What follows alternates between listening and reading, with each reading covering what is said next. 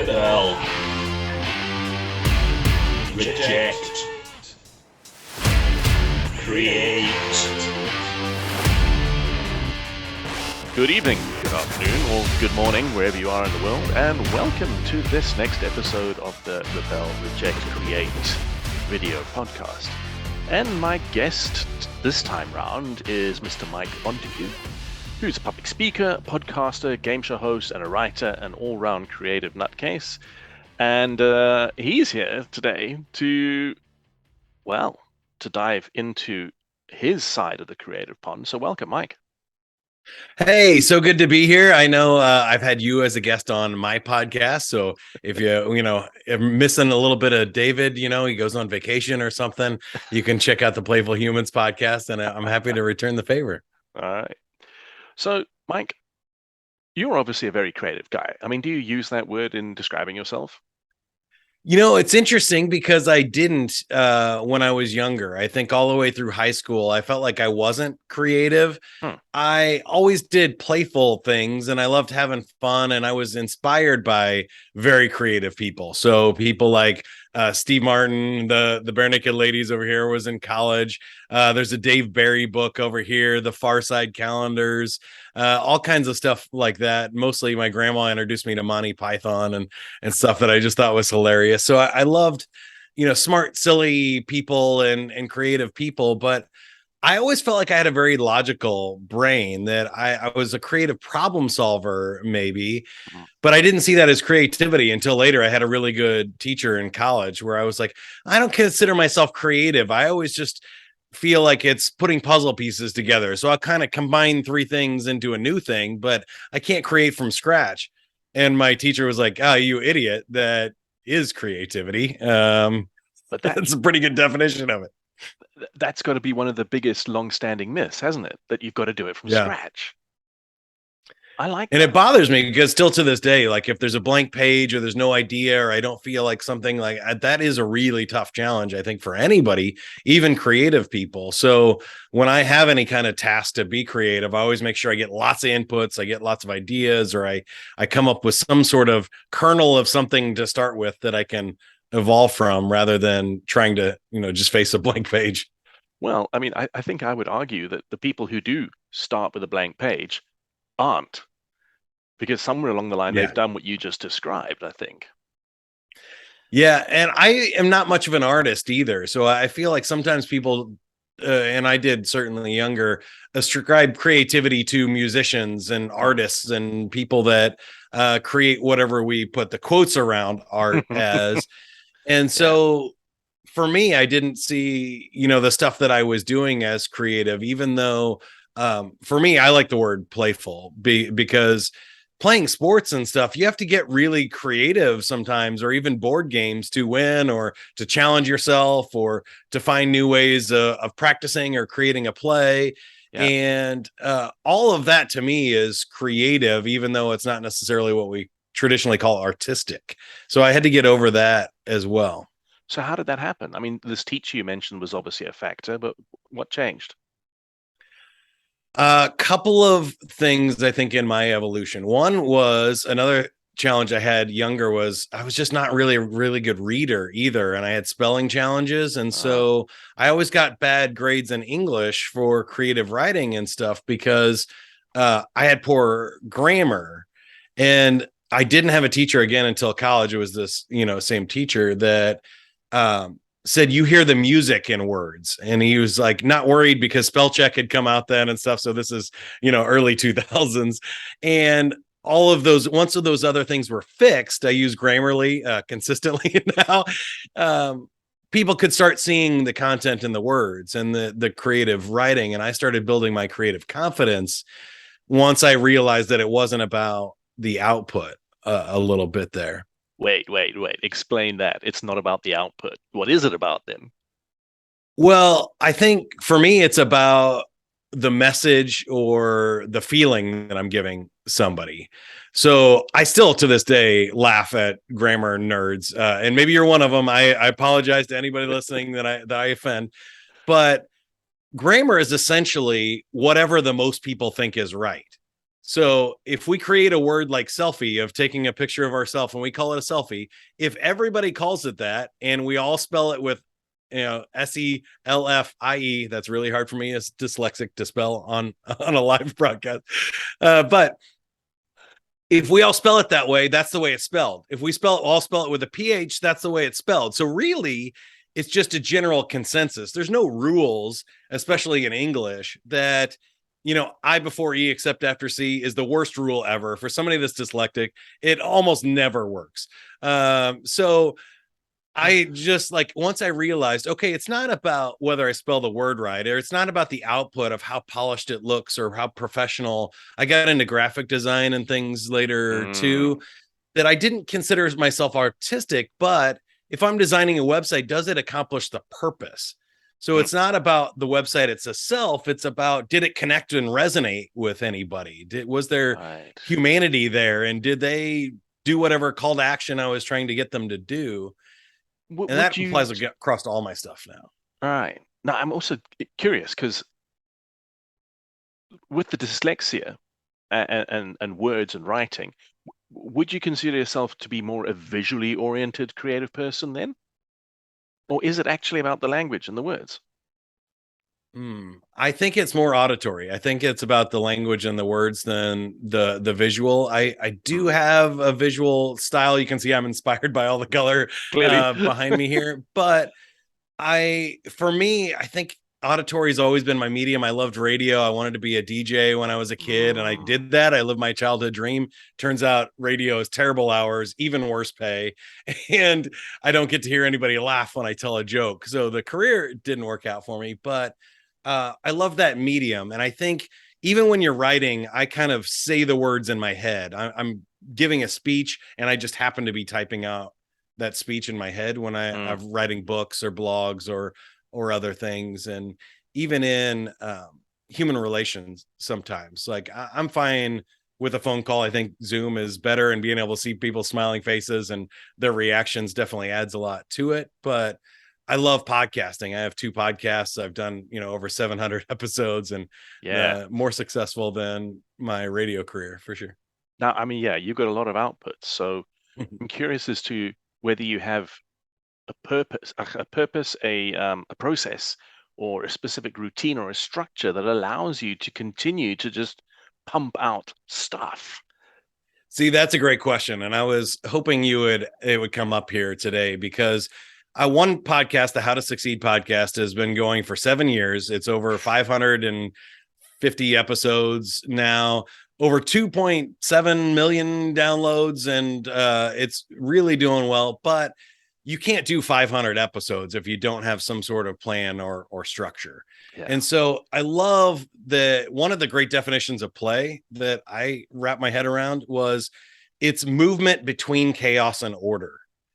And I think it's really great for creativity. If you think about playing with an idea, is if it's all order, it's boring. It's a spreadsheet. It's not creative. That's just, we measured everything. And I think sometimes technology gets in the way of that too, right? If you're trying to create content and all you're doing is the stuff that is measurable, and you're going for likes and response times and all kinds of crazy metrics, you're going to lose the creativity in it. It becomes a math problem and not a creativity problem. But if it's all chaos and you're just making stuff up and there's no plan, there's no benchmarks for people, they can't follow your arguments, you don't have any sentence structure in your writing, well, then that's going to be really hard for them to follow too. So what I do in each How to Succeed podcast, we have 3 questions, basically. It's attitude. What do you need to believe to be successful? Behavior. What do you need to do? Your goals, plans, and actions. And technique. What do you need to learn how to do? Any techniques, tools, or hacks. If those 3 buckets, if I get something interesting in each episode, it doesn't matter what the topic is. We're going to be talking about creativity or sales or leadership or selling Girl Scout cookies. I interviewed the worldwide record setter, a teenage girl that sold more Girl Scout cookies than anybody else in the world. She has great attitudes, she has great actions and behaviors, and she has some cool techniques that she does differently than everybody else. There's always something to grab onto. Right? Yeah. I've been reading Csikszentmihalyi's book on creativity, and he was mentioning this dance between a lot of information, a lot of structure, a lot of order, and therefore having the ability to shoot off into chaos. Yeah. But always bringing something from the chaos back to the structure. Otherwise, it doesn't mean anything to anybody.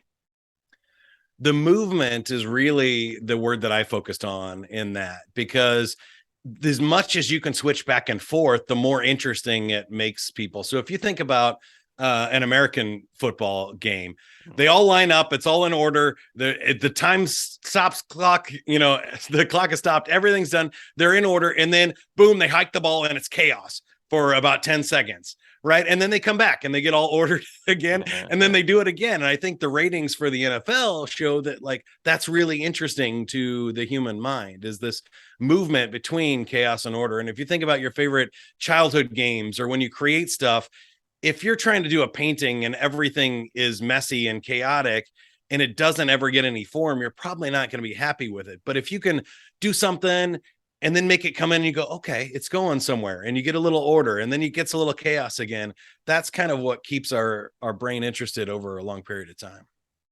That's a really nice explanation. I mean, one of the things I'm a big fan of is turning up and doing something, anything, every day.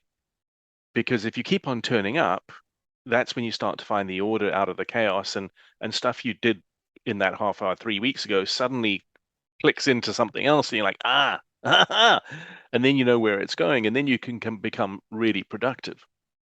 I think people have a false choice, right? They think that writers will say, you got to sit down and you got to write your 600 words every morning, put your butt in the seat and do that. And that works. And then other people are looking for inspiration. They want to be creative. They're going to, speak when they have something to say, and they're waiting for that. For me, it's both.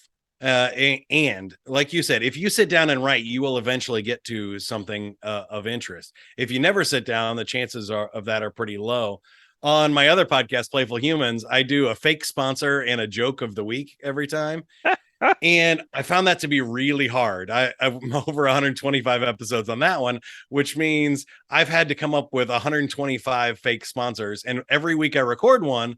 So there's a deadline there, right? And it's like, okay, if I have to record in 10 minutes and I don't have a joke, I better go find something. But once you realize that you have this every week, I collect jokes all week long, not just the 10 minutes before I'm getting ready to record. Yeah. So now I keep this running list of every time I get inspired, I'm looking for those. And I think Seth Godin and other regular bloggers say that habit of behavior increases your creativity too, because now you're solving different problems. And it's not just labor and work and struggle. If you're really struggling, you probably need to try something else, shake it up. But it's tuning in a specific set of observations, isn't it? I mean, if you've been going out for someone for 3 years and they break up with you and they break your heart, it's amazing how many of their make of car you will see everywhere you go, because you're tuned in to see it. And I think it's exactly what you're talking about with finding jokes. And you're right. Seth Godin mentioned something similar. You got to switch. You got to flick that switch. Yeah, it's your brain has that reticular activating system. I equate it to like a Google search or the Facebook algorithm. If you put in, cats and puppies, you'll get back more cats and puppies. If you put in death and coronavirus and recession, you're going to get back news about death, coronavirus, and recession. So what I want to put in is lots of creative inputs. I want to watch stand-up comedians. I want to watch people that inspire me. I want to read books that are creative. And if I'm surrounding myself with that, I'm going to generate more of that. And if I look for creative, fun, and playful things, I'm going to find more of it. Yeah. No argument for me. So if someone bumps you into the street and they go like, oh my God, you're Mike. You're that dude with all these podcasts and all this stuff. I'm not creative, but I really want to be. You're only allowed to tell them one thing. What one thing would you tell someone that they should do in order to become more creative? Oh man, you just limited it to one thing. So the thing I would actually say, because this happens to me, is you just lied. You are creative. We're all born creative. Kids are creative. 80% of kids in third grade have genius levels of creativity.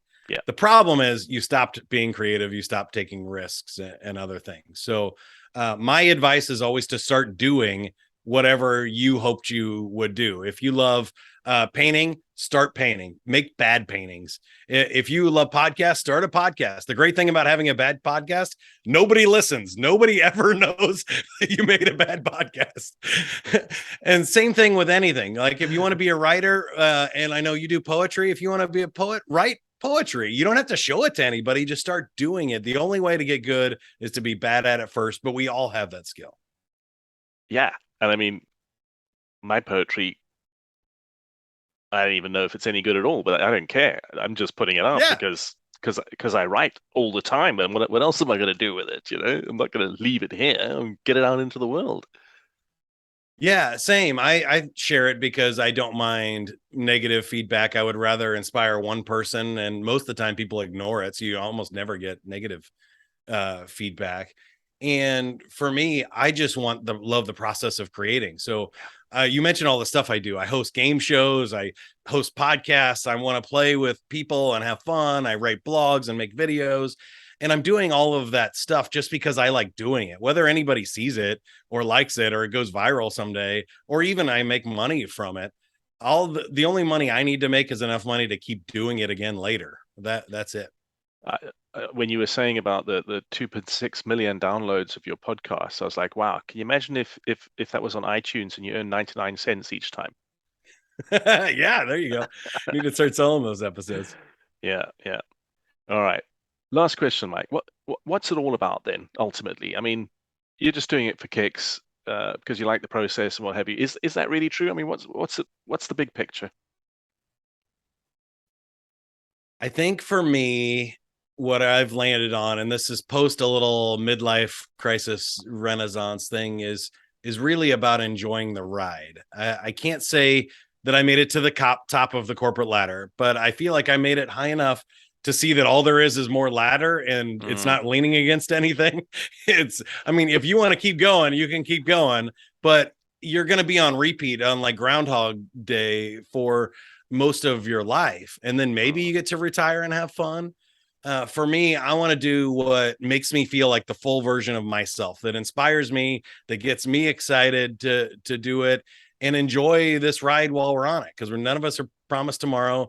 We don't know what the results are going to be. I feel like the old Mike Tyson quote, everybody has a plan until they get punched in the face, is a great one. Life has that way. Nobody was planning for the pandemic. Nobody can measure all of these other things.